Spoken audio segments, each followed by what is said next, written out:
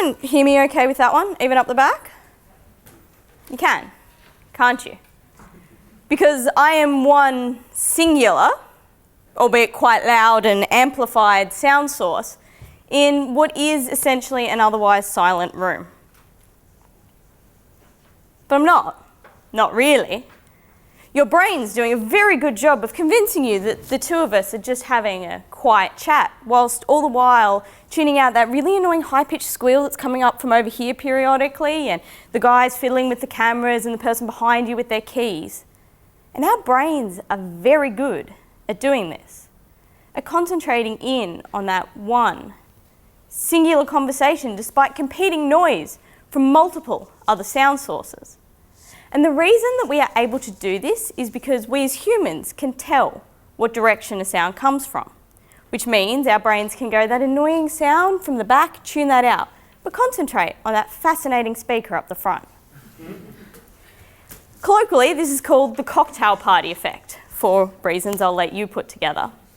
And we're really good at doing it, right up until we aren't. This ability to hear speech in competing noise is one of the first things that we lose as our hearing starts to deteriorate, which on its face is not such a huge deal, except for the fact that most of our social interaction comes from scenarios like this. Hearing someone across a crowded restaurant, hearing a co-worker in an office, or even just picking the commentator out of the background noise in a sports broadcast. And our tech, at the moment, is not doing a lot to help us out with this. The way that media is currently broadcast, and spatial sound is no different, is called linear broadcasting. And basically what happens is we've got all our bits of our media, our vision, our audio, our background music, and it's all bundled up into one package which is sent off to you and you view on whatever device it is that you have. Which means that if you have a big TV and tons of speakers, chances are it sounds great. But if you have any other device other than the one that the broadcaster intended you to view it on, your experience is going to be either crummy or at least not what was intended.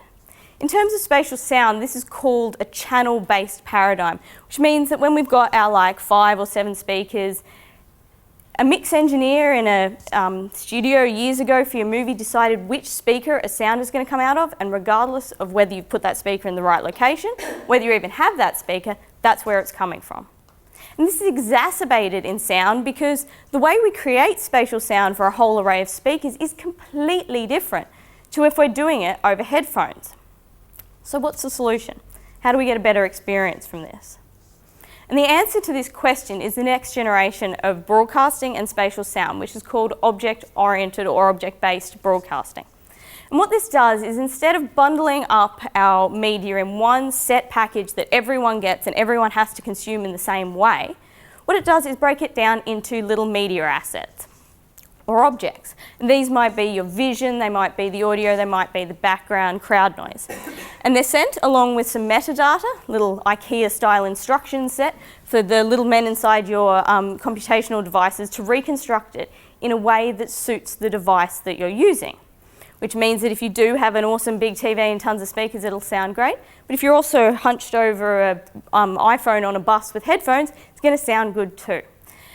And it's this disassembly and reassembly that not only means that this tech that's mostly been explored in an entertainment context thus far means that we can get a better experience out of our entertainment, but it opens up a whole lot of possibilities for other things that we can do with our sound.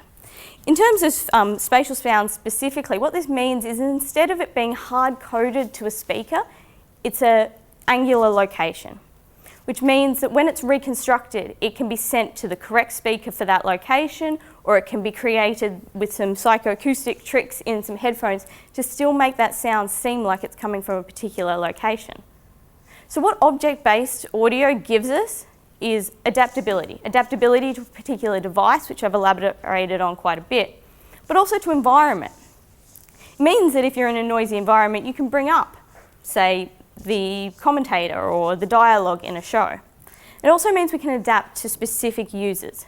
It gives us customizability, a point of service. And what this means is that we can start using it for things other than just entertainment. Most of the research, as I mentioned, has been thus far in the entertainment spectrum. And the BBC did a experimental football broadcast a couple of years ago, very English, where the users could essentially adjust balances between commentary and crowd noise. And they got an overwhelmingly positive response from the experience that the users had from being able to do that. They didn't change it much, but they all changed it very differently to each other. My supervisor at the University of Salford has been taking this a step further towards the health arena and looking at this type of broadcasting for hard of hearing listeners to be able to bring down background noise or background music in a broadcast and bring up the dialogue so that they're able to get better speech intelligibility from the programs that they're watching. So still a little bit in the entertainment arena. My PhD, which starts on Monday, will be looking into using this for doing hearing and spatialised noise testing. And what that is a different way of doing hearing testing to what we usually do. What we usually do is just play frequencies and go, can you hear it, can you not? This tells us a lot more about how our hearing works in scenarios that we want our hearing to be able to work in. So it gives us greater accuracy, and that accuracy is crucial in being able for clinicians to be able to prescribe the right type of assistive hearing device for individuals. And this ability for it to be reproduced onto multiple different devices and be adaptable gives us another key thing, and that is accessibility. It means that instead of these tests being exclusively in a nice anechoic chamber in National Acoustics Laboratories in Sydney with high-end speakers, we can potentially do this on consumer-grade gear in people's houses. So it's something that could be deployed as a telehealth solution. And the last slide, which is about to pop up, has the question: how can this benefit Australia? Now, I want to sort of answer this by way of a bit of an analogy. We've got a huge, not analogy, by a scenario. We've got a huge problem in rural Australia when it comes to hearing loss. Not only do the statistics on hearing loss in farmers because of industrial deafness is about over 55, all of them have some degree of hearing loss. It's about 100%. And so not only do we have that level of industrial hearing loss, but in the Aboriginal and Torres Strait Islander communities, most of which live outside major cities, their rates of deafness are up to 10 times that of other members of the Australian population, to the point where it's something like 50% of children in the of Aboriginal and Torres Strait Islander children in the Northern Territory have some form of hearing loss. Half. So that's massive, and all of these people are outside the scope of regular access to hearing testing and all of these sorts of health services that are mostly centric around metropolitan areas. So the ability to be able to either do this on technology that they already have or technology that's reasonably cheap to buy and chuck on a bus and we can calibrate on site, as opposed to it being a much more difficult process to calibrate this sort of testing, means that this big problem of hearing in rural Australia can be at least begin to be addressed, at least more so than it currently is. Thanks.